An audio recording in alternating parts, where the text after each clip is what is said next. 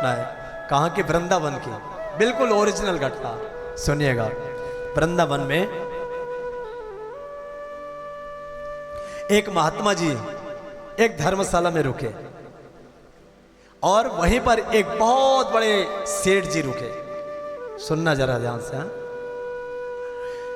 अब अगल बगल में कमरा था। अब धर्मशाला में तो सभी लोग रुक सकते हैं,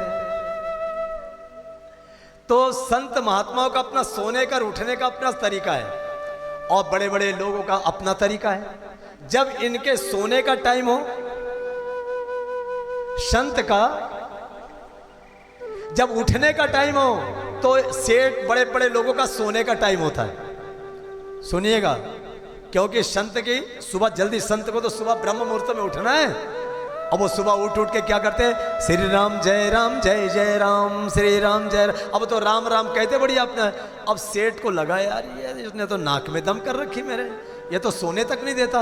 अब सेठ जी 2 बजे रात को सो रहे हैं, तो 4 बजे कोई नींद उठती, कोई खुलती क्या उनकी? वो तो 8 बजे 9 बजे सो के उठेंगे। पर सुबह ही सुबह संत श्री राम जय राम लगे अपने। 1 दिन बीता, 2 दिन बीता, तीसरे दिन रहा नहीं गया सेठ जी से। अब तो पहुंच गए संत के पास। बोले सुनो, बड़े सवेरे संत जन करते सीताराम, इनकी सीताराम ने कर दी नींद हराम। सेठ जी बोले तुम्हारी सीताराम ने हमारी नींद हराम कर दी, सोने नहीं देते, राम राम करते हैं, क्या मिलता है इससे? अरे भैया ऐसा मत बोलो, राम जी बोलो, राम राम करो, ये भगवान का नाम है, भाव सागर से पार कर दे। अरे भगवान चाहे तो क्या नहीं हो सकता भैया, संत तो ऐसे कहेंगे, ऐसा नहीं बोलते सेठ जी, भगवान का नाम है, तुम भी करो राम राम। बोले सोने नहीं देते, कुछ नहीं, राम राम राम राम करते रहते, कुछ नहीं। क्या करते? अगर मैं कोई काम नहीं कर तो क्या राम जी खाने को दे देगा? हाँ? अरे भैया ऐसा मत बोलो, अन्न पानी दाना देने वाला वही राम है, सबका दाता राम। हाँ, भिखारी सारी दुनिया। सुन लो। अच्छा, तब तो सेठ भी बहुत जिद्दी था। सेठ ने कहा अच्छा तो चल एक काम करते हैं, हो जाए शर्त। काहे की शर्त भैया? बोले शर्त इस बात की कि आज मैं भोजन नहीं करूंगा, देखता हूं तुम्हारे राम में तुम्हारे भगवान में कितना दम है, मुझे भोजन करा के देख ले। बोले भैया ऐसा मत बोलो, अगर भगवान ने चाह लिया ना तो डंडा मार मार के खिलाएंगे तुम्हें। ऐसा कैसे खिलाएंगे? बोले शर्त हो गई। अच्छा ठीक है, हो गई शर्त। तो बोले ठीक है, आज के दिन मैं भोजन नहीं करूंगा और देखता हूं तुम्हारा भगवान मुझे भोजन कराता कि नहीं। चले गए वहां से, घर निकल के चले गए। बोले यहां रहूंगा आश्रम में तो कोई ना कोई भोजन लेके आ जाएगा। कहां चले गए? जंगल में चला गया ये। और जंगल में भी गया तो ऐसा भयानक जंगल में गया, उस जंगल में विशाल वट वृक्ष था और उस वट वृक्ष के नीचे नहीं, उसमें ऊपर चढ़ के पत्तों में छिप गया। बोले यहाँ कौन देखने आएगा, आज दिन भर की तो बात है, दिन भर कुछ भी नहीं खाऊंगा। और सुनो महात्मा, अगर बोले शर्त लेके गया था, अगर मुझे किसी ने नहीं खिलाया तो तुम महात्मागिरी छोड़ देना, और अगर खिला दिया तो मैं तुम्हारा शिष्य बन जाऊंगा, दास बन जाऊंगा तुम्हारा। अब महात्मा जी ने भी हाँ बोल दिया भगवान के भरोसे। अब वो तो चले गए, पर महात्मा जी सुखपुक आ गए।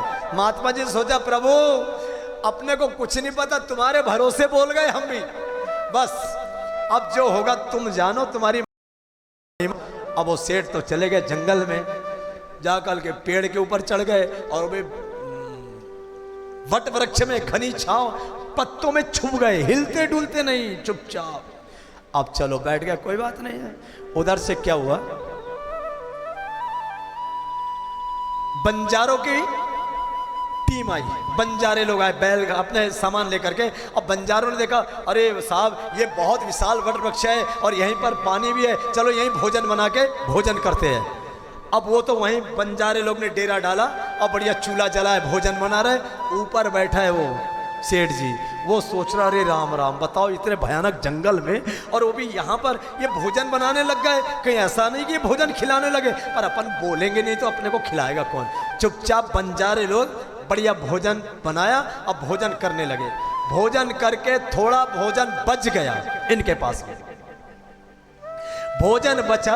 उसी समय डकैतों की फौज आ गई, डकैत लोग घोड़ा लेके दौड़ रहे, डकैतों का सरदार और जो उनकी आवाज़ सुनी तो जो भागे बंजारे, सारा भोजन छोड़ करके भाग गए वहाँ से। और डकैतों के सरदार वगैरह आए, सब लोग आए वहाँ, डकैत लोग आए, बोले सरदार यहाँ चूल्हा जल रहा है, यहाँ यहीं कहीं छुपे होंगे वो यहीं पर होंगे बंजारे लोग, जरूर उनके पास माल होगा। सब ने अपने अपने घोड़े खड़े कर दिए। उनको भूख बहुत लगी थी डकैतों को। तो डकैतों में से एक डकैत ने कहा, बोले सरदार भूख बहुत लगी है, ताजा ताजा भोजन रखा है, क्यों ना पहले भोजन करें, उसके बाद में अपन उनको ढूंढेंगे। तो डकैतों के सरदार ने कहा, नहीं भोजन मत करना, वो यहीं कहीं छुपे होंगे। हाँ, अगर उनने कहीं जहर मिला के रखा होगा और उनने सोचा होगा कि डकैत लोग आएंगे भोजन करेंगे, इसलिए भोजन छोड़ के गए और अपन ने खाया मर गए अपन, तो क्या होगा, एक काम कर, ढूंढो ढूंढो पहले किधर है, ढूंढो। सब ढूंढ रहे इधर। तो एक ने बोला, सरदार अगर मेरे को दिख जाए तो पहले तो गोली मार दूंगा सनसना के एकदम। और जैसे गोली का नाम लिया, पेड़ में छुपा हुआ सेठ जी की हालत पंचर हो गई, कांपने लगा, कहीं मैं दिख गया, कहीं गोली मार दी। अब जैसे कांपने लगा तो पत्ता हिलने, सरदार ये बैठा है, देखो ये बैठा ये।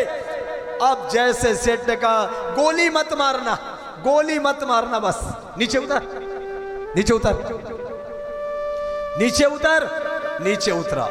अब जैसे नीचे उतरा तो वो बोलता, गोली मत मारना, हाँ गोली मत मारो, सुनी बोली सो भीत भरी, आके तुम्हारा सब हुक्म बजाऊंगा, अरे संग चलूंगा, सामान सिर पे धरूंगा और जहां तक का वहां तक तुम्हें पहुंचाऊंगा, पर गोली मत मारना।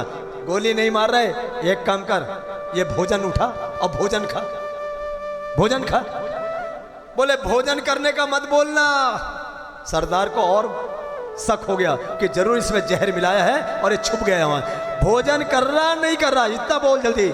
उठाया डंडा सरदार ने, बोले ऐसा घुमा के दूंगा पीठ पे, जल्दी भोजन कर। अब नहीं करता, हाँ मरता क्या नहीं करता, भोजन किया, एक डंडा पड़ा, खींच के तो भोजन कर लिया। अब भोजन करके, अरे ये तो मरा ही नहीं भैया, तू तो मरे ही नहीं। बोले इसमें जहर है ही नहीं। तो बोले फिर भोजन क्यों नहीं कर रहा था? सारी बातें बता दी। साफ बात ये थी कि मैं वृंदावन की धर्मशाला में रुका था। एक संत ने कहा कि भगवान सबको दाना पानी देते हैं, अगर समय आया तो डंडा मार के खिला देंगे। और वास्तव में उसकी बात सही है, संत की बात। आज तुमने डंडा मार के मुझे खिला दिया, जबकि मैं छुपके से यहाँ बैठा था। इतना सुनते सरदारों ने क्या किया, सारे हथियार फेंक दिए, चल तेरे गुरुजी के पास लेकर के चले। और वृंदावन में धर्मशाला में आए और दंडवत प्रणाम करे, गुरुजी धन्य मेरे संत, तुम्हारी कृपा से भगवंत कुछ भी कर सकता है। तो संतों की अगर कृपा हो गई तो भगवान को पूरा करना पड़ता मेरे भाई।